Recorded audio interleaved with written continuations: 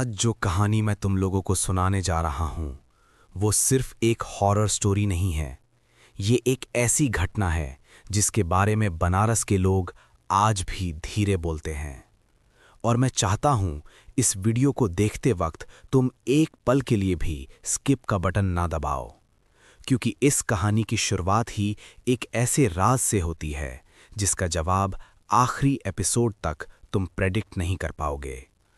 अगर तुम रात में ये वीडियो देख रहे हो तो एक काम करो, लाइट्स थोड़ी कम कर लो, ईयरफोन्स लगा लो और अपने आसपास एक बार देख लो, क्योंकि मणिकर्णिका की कहानी सिर्फ स्क्रीन पर नहीं रहती, वो धीरे धीरे दिमाग के अंदर घुस जाती है। मैं हूं और आप देख रहे हैं अघोर कहानी, जहां कहानी खत्म होती है और डर शुरू होता है। चैनल को सब्सक्राइब कर लेना, क्योंकि यहाँ जो कहानियाँ सुनाई जाती हैं वो सिर्फ इमेजिनेशन नहीं होती, कई बार वो सच होती हैं, बस सबके लिए नहीं। इस कहानी की मेन कैरेक्टर का नाम है सुमन। सुमन कोई तांत्रिक नहीं थी, ना ही किसी पैरानॉर्मल चीज़ पर यकीन करती थी। वो एक नॉर्मल, पढ़ी लिखी, सोलो ट्रैवलिंग पसंद करने वाली लड़की थी। उसका मानना था डर सिर्फ अंधेरे का नहीं होता, डर इग्नोरेंस का होता है। और इसी सोच के साथ वो बनारस आई थी। उस रात का वक्त था 1:37 AM।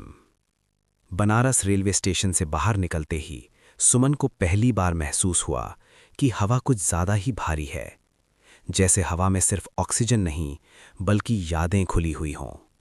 जलती हुई लकड़ी की स्मेल, घी और एक अजीब सी मेटालिक सी बू जो सिर्फ शमशान के पास होती है।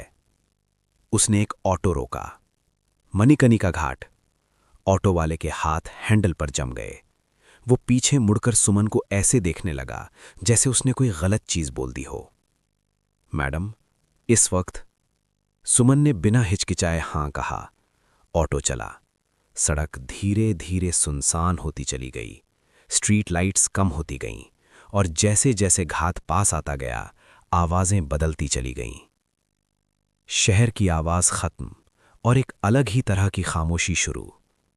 मणिकर्णिका घाट, वो जगह जहां जिंदगी का अंत कभी सोता नहीं। चिताएं जल रही थीं, लकड़ी टूटने की आवाज, कहीं से मंत्र पढ़ने की धीमी सी गूंज। सुमन ने पहली बार महसूस की जमीन की गर्मी। उसने कैमरा निकाला, पर रिकॉर्ड बटन दबाने से पहले ही पीछे से एक भारी आवाज आई। यहां यादें रिकॉर्ड होती हैं, वीडियो नहीं। सुमन पलटी। एक आदमी खड़ा था, उम्र का अंदाजा लगाना मुश्किल, चेहरा धुएं और राख से काला, बाकी सब ठीक, पर आंखें जैसे काफी ज्यादा देख चुकी हों। आप कौन? सुमन ने पूछा।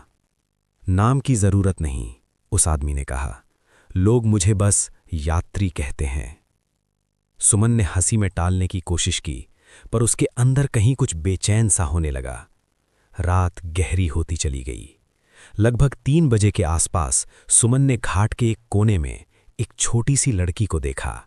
सफेद कपड़े, बिना चप्पल और आंखें बिल्कुल काली, जैसे उनमें प्यूपिल ही ना हो। वो लड़की हिली नहीं, बस सुमन को देखती रही।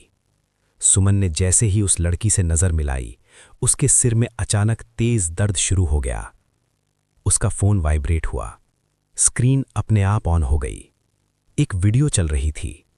उस वीडियो में सुमन खुद मणिकर्णिका घाट पर खड़ी थी, पर कपड़े अलग थे, चेहरा थका हुआ और पीछे जलती हुई चिता। कैमरा धीरे धीरे जूम होता है और दिखाता है सुमन चिता पर लेटी हुई है, जिंदा नहीं, शांत, और पास खड़ा है वही यात्री। यात्री कैमरे की तरफ देखकर बोलता है, मणिकर्णिका से कोई खाली हाथ नहीं जाता। सुमन का फोन हाथ से गिरते गिरते बचा। उसकी सांसें तेज हो गईं। उसने इधर उधर देखा, वो छोटी लड़की गायब थी। सुमन ने वहां से निकलने का फैसला किया, पर जैसे जैसे वो सीढ़ियां चढ़ रही थी, सीढ़ियां खत्म ही नहीं हो रही थीं। हर मोड़ पर उसे वही यात्री दिख रहा था, जैसे वो हमेशा उससे 2 कदम आगे हो। आखिरकार यात्री ने उसे रोक लिया। सुमन, उसने पहली बार उसका नाम लिया। सुमन का खून जम गया। तुम्हें लगता है तुम यहां पहली बार आई हो? सुमन ने घबराकर हां कहा। यात्री उसे घाट के एक पुराने कोने में ले गया। वहां एक मिट्टी का मटका रखा था। उस मटके पर किसी ने उंगली से लिखा था, सुमन, पूरा नाम, और नीचे एक तारीख, आज से ठीक 3 साल पहले की। सुमन की आवाज कांपने लगी। ये क्या है? यात्री ने धीरे से कहा।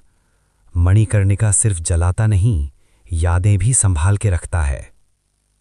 और फिर उसने वो बात बोली जहां एपिसोड 1 खत्म होता है।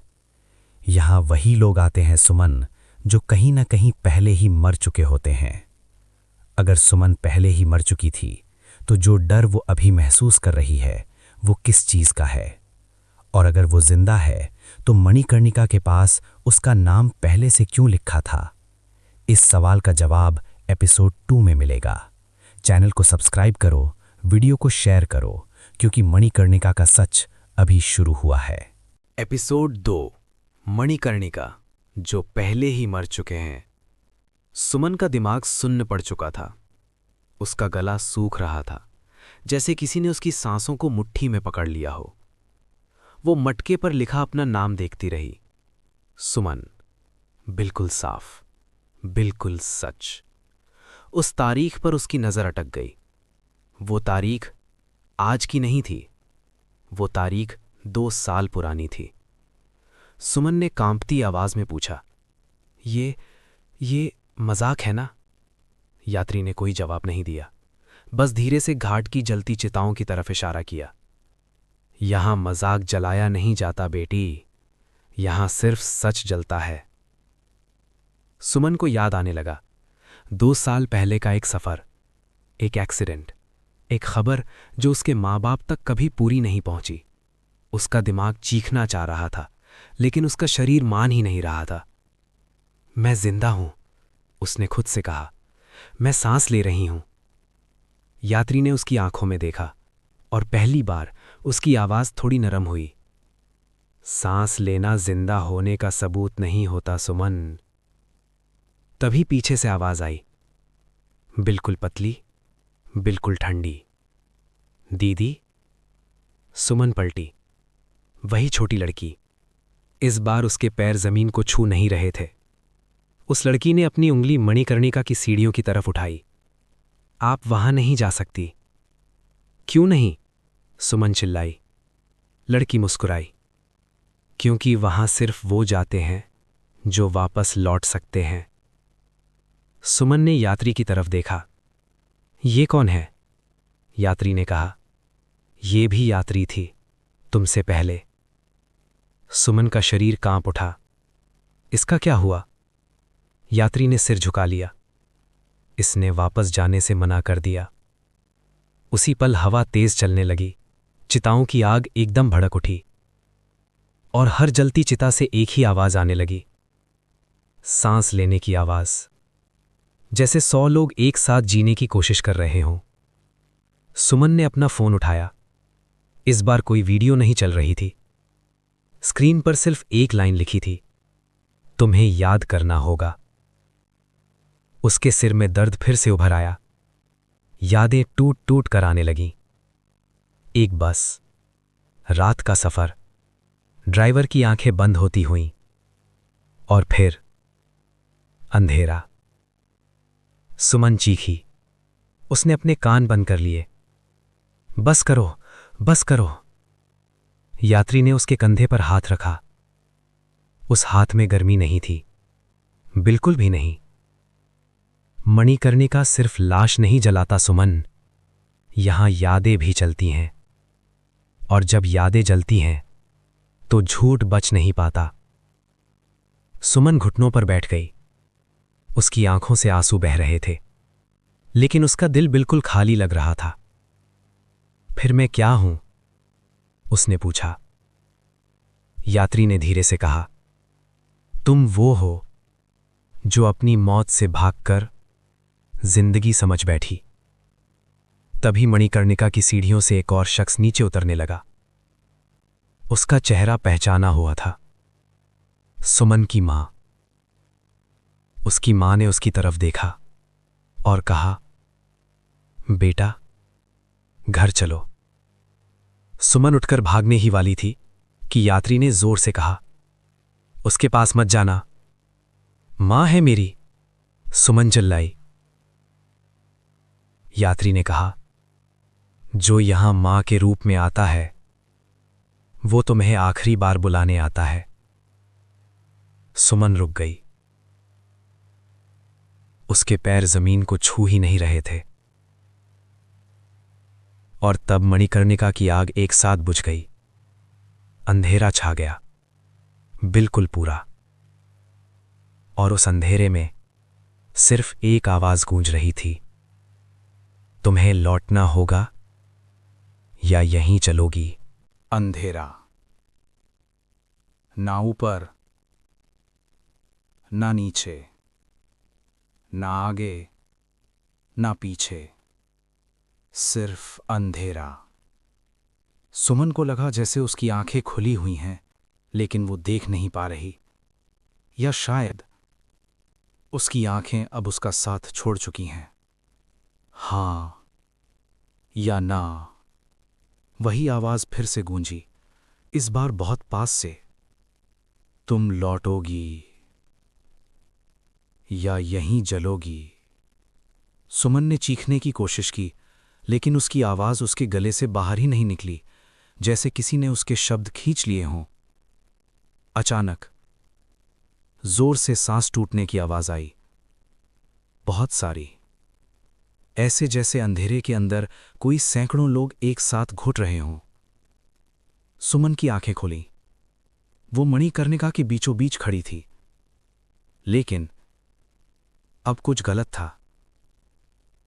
चिताएं जल नहीं रही थी, वो सांस ले रही थी। लकड़ी ऊपर नीचे हो रही थी, आग फूल रही थी, और हर चिता से एक ही आवाज आ रही थी, बचाओ। सुमन पीछे हटी। उसका पैर किसी नरम चीज पर पड़ा। उसने नीचे देखा, इंसानी हाथ, जिंदा। वो चीख उठी। पूरा घाट लाशों से भरा था, लेकिन वो लाशें मरी हुई नहीं थीं। उनकी आंखें खुली थीं, उनके होंठ हिल रहे थे, और सब एक ही बात बोल रहे थे, हम वापस नहीं जा पाए। सुमन भागी। सीढ़ियां, फिर सीढ़ियां, फिर और सीढ़ियां। लेकिन जैसे जैसे वो भाग रही थी, मणिकर्णिका खत्म ही नहीं हो रहा था। हर मोड़ पर एक नया चेहरा, किसी का सिर जला हुआ, किसी का आधा जिस्म राख, किसी के पैर ही नहीं। और सब सुमन को जानते थे, तुम भी यहीं रहोगी, तुम भी जलाओगी, तुम भी भूल जाओगी। उसका सिर फटने लगा। बस मुझे जाने दो, वो चिल्लाई। तभी उसके सामने यात्री खड़ा था। इस बार उसका चेहरा बिल्कुल साफ दिख रहा था, और वो चेहरा इंसान का था ही नहीं। उसकी आंखें काली गड्ढों जैसी थीं। उसका मुंह बहुत ज्यादा खुला हुआ, और गर्दन 180 डिग्री घूमी हुई। मैं यहां का रखवाला हूं, यात्री बोला। मैं यादें जलाता हूं। सुमन ने रोते हुए पूछा, तुम हो कौन? यात्री ने धीरे से कहा, मैं वो हूं जो उन लोगों को संभालता हूं जो मर के भी जिंदा रहना चाहते हैं। तभी जमीन फटने लगी। नीचे एक बहुत बड़ा कुंड खुल गया। उस कुंड के अंदर लाखों चेहरे थे, और हर चेहरा सुमन का था। अलग अलग उम्र, अलग अलग मौत। यात्री बोला, तुम पहली नहीं हो, तुम यहां हर बार आती हो। सुमन का शरीर सुन्न हो गया। हर बार? यात्री ने हाथ उठाया, और सुमन ने देखा हॉस्पिटल का बेड, मशीन्स, और एक जिस्म, उसका अपना, वाइट शीट के नीचे, मोशनलेस। डॉक्टर बोल रहा था, पेशेंट ब्रेन डेड है। सुमन चीखी, मैं यहीं हूं, पर कोई नहीं सुन रहा था। यात्री बोला, तुम्हारी सांस चल रही है, पर तुम खुद नहीं। सुमन गिर पड़ी। फिर मुझे डर क्यों लग रहा है? उसने पूछा। अगर मैं मर चुकी हूं तो? यात्री ने उसके कान के पास आकर कहा, क्योंकि तुम्हारी रूह अब भी जिंदा रहना चाहती है। अचानक छोटी लड़की सामने आई। इस बार उसका चेहरा जला हुआ था। दीदी, अगर आप यहीं रहीं तो आप भी रखवाला बन जाऊंगी। और अगर मैं वापस गई तो? सुमन ने पूछा। लड़की मुस्कुराई, बहुत भयानक मुस्कुराहट। तो आप कुछ भूल जाओगी। क्या? सुमन का गला भराया। मणिकर ने कहा। आग फिर से जलने लगी। सब चेहरे चीखने लगे। यात्री ने आखिरी बार पूछा, बोलो सुमन, यादें छोड़ोगी या अपनी मौत? सुमन ने आंखें बंद की और जोर से कहा, मैं वापस जाऊंगी। सब कुछ जल गया। एक तेज चीख और साइलेंस। सुबह के 6 बजे मॉनिटर बीप करने लगा। पल्स आ रही है, डॉक्टर चिल्लाया। सुमन की आंखें खुली। वो जिंदा थी, लेकिन उसने मणिकर्णिका का नाम कभी नहीं लिया, कभी शमशान की तरफ देखा भी नहीं। और जब भी जलती लकड़ी की बू आती, वो बिना वजह रोने लगती। डॉक्टर्स कहते हैं ये ट्रॉमा है, लेकिन सच ये है, सुमन मणिकर्णिका से यादें छोड़कर आई है, और मणिकर्णिका कभी कुछ फ्री में नहीं छोड़ता। अगर आज रात तुम्हें बिना वजह जलने की बू आए, तो समझ लेना कोई याद वापस मांगी जा रही है।